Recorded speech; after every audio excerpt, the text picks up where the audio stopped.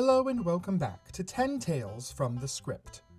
Episode 3, Sultry Southern Secrets.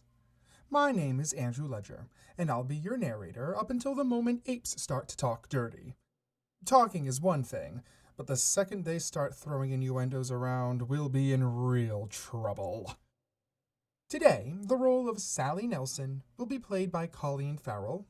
The banker and Horace Innocence will be played by me, Andrew Ledger, and the role of Farmer Nelson will be played by Joshua Bryant. Please note, the following program contains suggestive humor and is intended for mature audiences. Listener discretion is advised.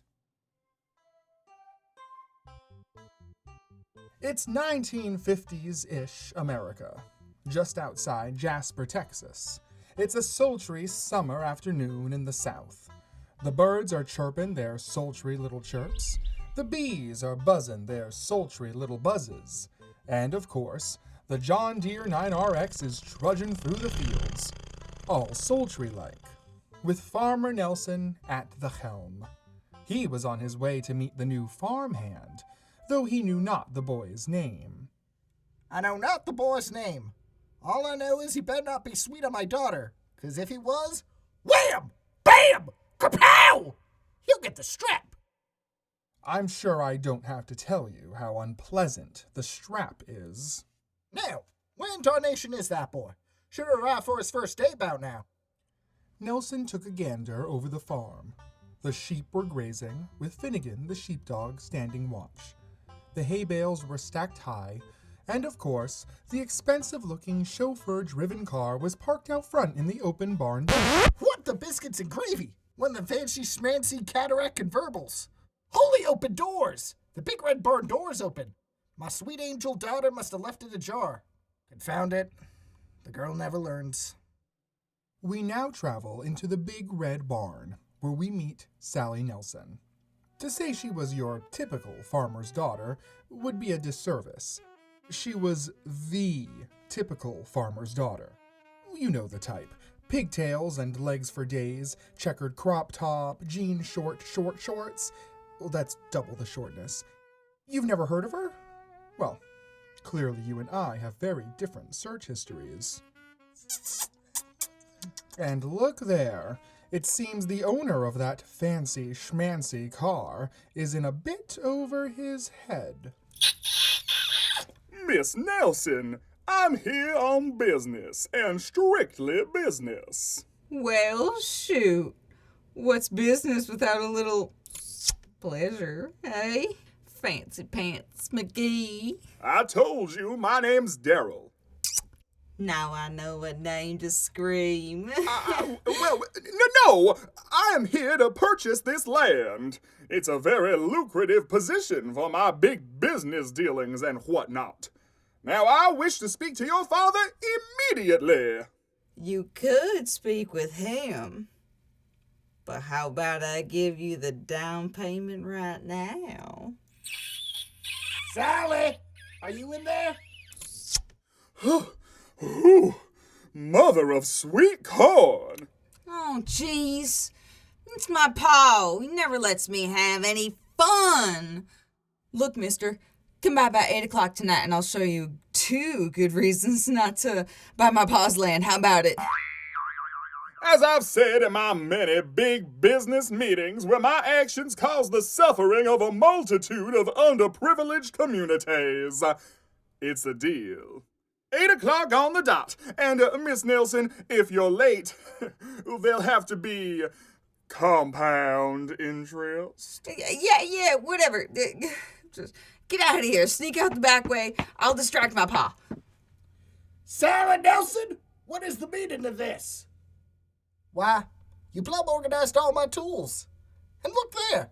You made lovely human-sized nests of sorts with straw for our pony when she comes back from the hoofery. Yes, pa, that's, exactly it. A nest. What a sweet girl. By the way, did you happen to see a fella driving that big city slicker car outside?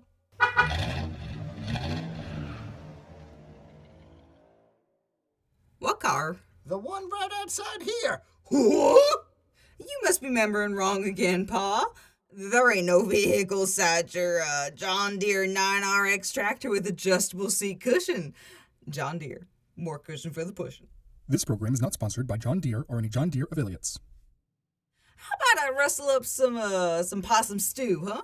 Well, it is a nondescript time of day. What the hell? I'll even put on your program. You all been arrested? Yes. Ooh-wee! Now you're talking my lingo, missy. Oh, say, you didn't see the new farmhand around here, did you? New farmhand? I reckon we'll have to put another advert in the paper. That's the 6th young farmhand who's gone and got themselves disappeared. That's odd. Howdy, y'all! And as if by magic, or plot convenience scripted by the writer, the new farmhand knocked on the big red barn door. Eh?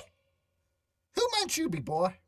He wasn't very tallish, or strongish, or anything specific-ish, just an all-around American young man. Can you picture him? Is that enough detail? No? Well, just picture Johnny Appleseed. Whatever you think Johnny Appleseed looked like, yeah, that was Horace. Well, howdy, sir. I'm Horace Innocence, and I'm a virgin. Strange way to introduce yourself.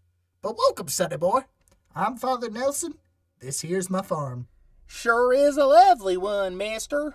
Oh, so sorry about me being late and all, but on my merry way over here, well, I saw a sow in distress. She was pregnant, you see, and well, I ain't been no midwife or none, but I helped deliver packages for the mailman in my hometown, so I figured how hard could it be? Well, before I knew it, there I was, up to my shoulder blades in cow. But I tell you, that was the purtiest little heifer y'all ever did lay your peepers on. Yes, sirree, that beef farm's gonna have itself one mighty fine product. No sense stressing about something so noble. You hear that, Sally? This boy's a natural with his hands. Is that so? I plumb almost forgot to introduce you to my pride and prejudice. Horace Innocence, Sally Nelson. Those angelic sounds were ironic, of course. Hi there. Well, howdy booty. Howdy boobies. Holy breasts. You hear that, Sally? Sounds like this boy's got a case of the mush mouth. Well, we'll fix that as sure as my britches are double layered. Let's get some possum stew in ya. Put some meat on them bones. Farmer Nelson led Horace from the big red barn out to the farmhouse as Sally got to work fixin' them up some good old-fashioned country cookin'. Possum stew with braised possum meat, carrots, russet potatoes, little bits of sausage, and other ingredients that I'm sure go into possum stew. Cabbage, maybe? After their revolting feast, it was getting dark, so the farmer showed Horace his new sleeping accommodations. Now, I know it ain't much, but this old horse stable here we got should be more than enough. Got a roof over your head, 3.5 walls, plenty of hay if you get hungry. Get it? Like a horse. Oh!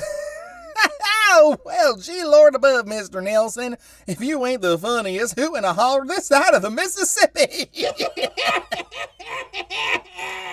Yeah, well, you can put your sleeping car in any old place you like. Oh, and word of advice, if you hear blood-curdling screams in the dark of night coming from my place, that's just my night terrors. Don't worry about me. I slept through the 5-alarm fire that killed my meemaw. Son, I think you're going to fit right in here on Sultry Farms. Good night! And a good night to you too, Mr. Nelson. Oh, and don't forget, we wake before the first daylight. Not later, or you'll get the strap. The what? And whatever you do, stay away from my daughter, or else you'll get the strap for that too. Well, if I may be so bold as to ask, what is the... See you in the morning, but not too late, or else the strap. Okay, I love you. What a strange individual. Oh, well, a job's a job, and I gotta pay off Mama's gambling debts. From the red and white checkered hanky on a stick, which held all of his worldly possessions, Horace removed a locket containing a photograph of his dear mother. Don't you worry, Mama. I'm gonna make you and Aunt Philippina proud. Ugh. For runtime purposes, we will not have the time to delve into the fascinating and robust backstory of Aunt Philippina. Just know she's the type of broad that won't shut up about the myriad of vacations she drags her family on. Like, okay, Aunt Philippina, we get it. You have money. Your father's money from his toilet business, by the way. But newsflash, your kids aren't actually happy. All those albums of photos of you and your kids on their 12th Disney trip won't make Darius walking out on you for your twin sister Wilhelmina any less embarrassing. Those kids deserve more than a constant stream of Facebook posts with the caption, "Love my crazy family." It's always, "Love my crazy family," followed by the cowboy emoji, the sparkle emoji, and like 3 orange hearts. You know what? I should have just said, she's the type of broad that uses the orange heart emoji, and y'all would have gotten it. God! Anyway, good night, Mama. Good night, Aunt Philippina. Good night, Cousin Dash McCladis. Oh my God, do not get me started on Cousin Dash McCladis. He is such a... I guess I'll have to tell you later. Right now, sweet, dumb Horace is asleep. But sultry Sally Nelson is wide awake. She's wide awake.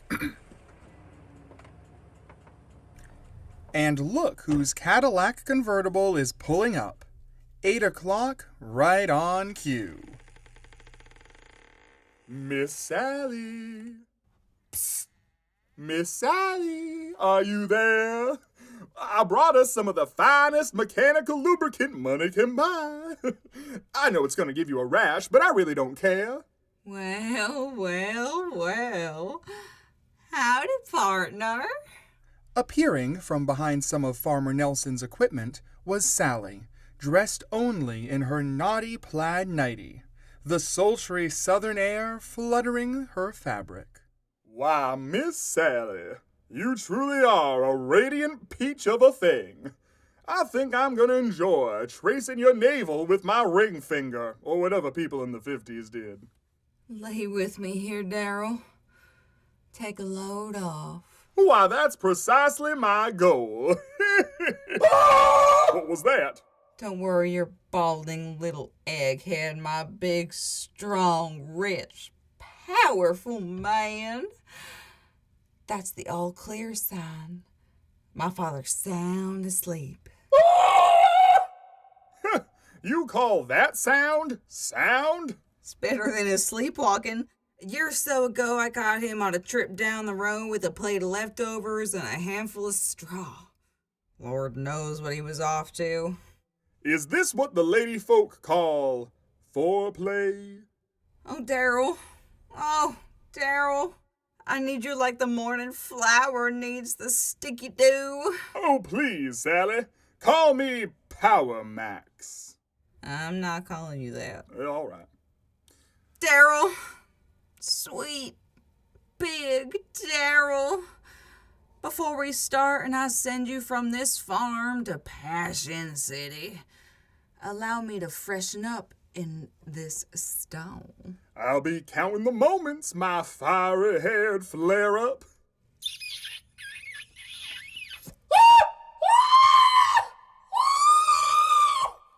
You'd think that'd be a turnoff, but strangely enough, it ain't. Back in the old horse stables, Horace was... Well, what happened? Did Cousin Dash McCladis fall off of his levitating folding chair again? I swear to you, it's not as interesting as it sounds. Oh yeah. Just Mr. Nelson. My, he sure weren't kidding about them there night terrors. They sure are loud. So loud that the big red barn door's light must have flickered on. I'll just go ahead and turn it off for 'em. Horace hoisted himself from the floor and walked dreamily to the big red barn doors, unaware of the sultry scene inside. Oh, princess! Don't keep your financially stable naval knight waiting. Here I am, mister. Why, Sally Nelson, you don't have to put on gloves for me. There's another type of rubber we will be needing, but gloves is not them. They're not for me, pig. They're so I don't ruin my delicate, lily-white hands with your viscera when I cut you open. So, you're into knife play, or... Oh! Ain't nobody gonna take our farm away! Nobody! Not you! Not the bank! Nobody! You hear me? Loud and clear, Miss Sally. Good! And another thing, Hi, Horace. I was just, how stupid are you again? Stupid enough to pull a push door, but I reckon smart enough to know you're stabbing that man there to death. Oh! Well, that's a shame. Why's that? With the agility of a fit 21-year-old Southern girl from the 1950s, she pounced on Horace, bringing him to the dirt below his feet, and raised her knife to his throat. Because now I have to kill you. Oh. Well, that is a mighty shame. 'Cause I'm also smart enough to know that if you're gonna use that there wood chipper to chop 'em up, it's not gonna work. Oh, yeah? And why, pray tell, won't it? Shoot, because that's the old drum style model. That old thing can't handle bone. It'll jam first little shard that gets wedged in them there mechanisms. Nope, won't work for shoot. You're right. I know my way around lots of machinery. All I'd have to do is replace the blades with larger ones. I could go into the store tomorrow after the plowing. You do realize I just murdered that man, right? Well, I also noticed you have got darn pretty eyes. For the first time in the almost 7 hours she'd known him, Sally really looked into Horace's eyes. Where she saw greed and desperation in most men's, here she saw, well, nothing. There was nothing behind his eyes. Just an endless pool of crystal blue and a glimmer of her own reflection. She didn't even realize she was kissing him until he pulled away. Miss Sally, your father warned me not to meddle in your marigolds, or else, well, I'd get what he called the strap. Now, that doesn't sound like anything I want to be acquainted with. Wait. Horace, wait. I can't lose my daddy's farm, and these big banker folk keep coming round from all over, and they keep getting more and more persistent. Now, you need a job, and I need help. Let's say taking care of them. Taking care of them. No, don't literally say what I said. Alrighty. Now, if I increase your pay, say 50 cents, will you help me? Now, you wait just a cotton-picking, heifer-milking original 7 herbs and spices a minute. You're suggesting that I let you keep on killing big baller men with fancy cars, take them cars, sell them up on the side, and in return I get to stay here with a raise in salary and I get to court you. Yes, Horace. You get to court me. Oh, and that car idea wasn't too bad for a simpleton like yourself. Well, I might not be the smartest nut in the bolt. That's it, isn't it? That about sums it up, yes. So it's a deal? If you'll excuse me, little lady, we've got a body to hide till tomorrow. So Sally and Horace picked up Daryl's lifeless body and stuffed it into a burlap sack full of old newspaper. In the morning, Horace and Nelson got to work in the fields. Horace was so efficient, in fact, he had more than enough time to take the truck into town to buy some new blades for the wood chipper. But when he returned, he was surprised to see a squad of police cars hauling Farmer Nelson away. He was the prime suspect in the murder of over 16 big business-type gentlemen, and I'm sure his rabid screaming and threats of the strap didn't help his case. The strap, I say! The strap! The strap! The strap! Will the farmer get the death penalty? Will Sally and Horace's love affair stay alive? And will anyone else be taking advantage of John Deere's Last Act Super Deal Tuesday Bonanza? Find out next time on Sultry Southern Secrets.